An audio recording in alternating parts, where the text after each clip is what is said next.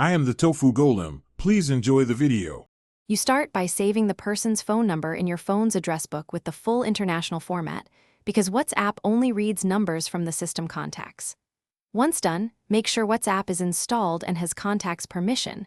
Without that, it can't see the entries. Now open WhatsApp and tap the new chat icon to force a sync. If the contact is present, you'll see their name. If not, keep the app open while you confirm the saved entry.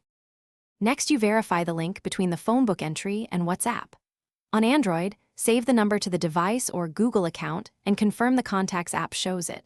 On iPhone, create the new contact and ensure the number is in the correct phone field.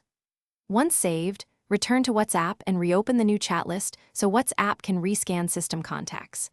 If the name still doesn't appear, force close WhatsApp and relaunch it to trigger a fresh sync. Finish by opening the contact from WhatsApp's chat list and send a short message to confirm the link. That establishes the conversation thread.